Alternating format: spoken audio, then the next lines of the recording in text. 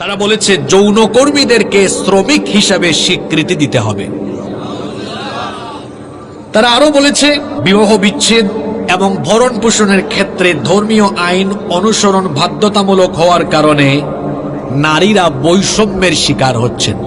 Doctor Mohammad ইউনূসের তত্ত্বাবধানে পরিচালিত এই সরকার তারা সংস্কারের কথা বলছেন।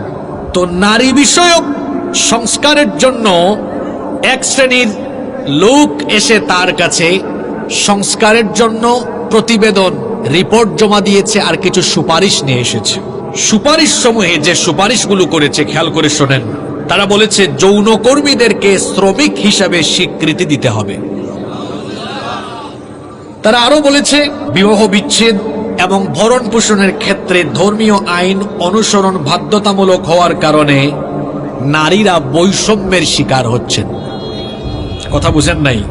মানে আমাদের বিয়ে শাদীগুলো হয় ইসলামের রীতি মোতাবেক, বিবাহ বিচ্ছেদ হয় ইসলামের রীতি মোতাবেক, আবার নারীদের ভরণ পোষণ এটাও হয় ইসলামের রীতি মোতাবেক। তারা বলছেন যে ইসলামের রীতিনীতি মেনে বিবাহ বিচ্ছেদ এবং ভরণ পোষণ এগুলো ধর্মীয় নীতি অনুসরণ করে পালন করা হয় বিধায় আমাদের রাষ্ট্রে আমাদের দেশে নারীরা নাকি বৈষম্যের শিকার হচ্ছেন।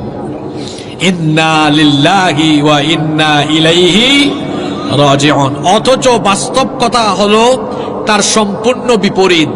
ইসলামের রীতিনীতি আইন কানুন সমাজে প্রতিষ্ঠা না হওয়ার কারণে দেশ স্বাধীন হওয়ার 54 বছর পরেও এই দেশে আজও নারীরা তাদের ন্যায্য অধিকার পান নাই।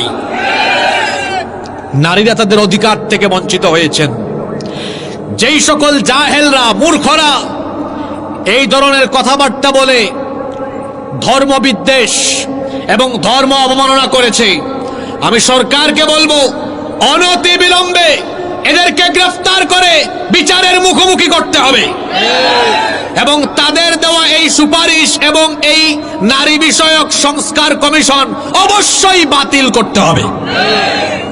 তারা বলতে চাচ্ছে ইসলাম নারীর যে অধিকার দিয়েছে সেটা দিয়ে নাকি নারীর প্রতি বৈষম্য হয়েছে। নাউজুবিল্লাহ পড়তে ইচ্ছে করে না আপনাদের? এখন গুরুস্থানে আমাকে ওয়াজে বসানো হলো। আপনারা কি কথা বুঝেন? ইসলাম নারীকে যে অধিকার দিয়েছে এরা বলতেছে এটা নাকি নারীর প্রতি বৈষম্য, মানে নারীর প্রতি নাকি জুলুম করা হয়েছে। আপনারা বলেন তো, ইসলাম নারীকে যে সম্মান, মর্যাদা, অধিকার দিয়েছে এর মাধ্যমে কি ইসলাম নারীর প্রতি জুলুম করেছে না অধিকার প্রতিষ্ঠা করেছে? আজকে শুনুন আল্লাহর কোরআন থেকে ইসলাম কি করে নারীকে সম্মান আর মর্যাদার উচ্চ শিখরে প্রতিষ্ঠা করেছে। আমি আলোচনার প্রারম্ভেই বলতে চাই, যখন পৃথিবীতে নারীদেরকে রাস্তাঘাটে সবজি আর মাছের মতো কেনাবেচা করা হতো, বিবাহ শাদী ছাড়া নারীদেরকে ভোগ করা হতো, যখন কন্যা সন্তান জন্ম নিলেই জীবিত অবস্থায় কবর দিয়ে ফেলা হতো, সেই সমাজে নারীকে গর্ত থেকে উঠিয়ে একেবারে রানীর সিংহাসনে আল্লাহর দ্বীন ইসলাম বসিয়ে দিয়েছে। আল্লাহু আকবার। ইসলামে নারীর সম্মান কত বেশি দেখেন। আমার হাতে আল্লাহর কালাম কোরআনে কারিমে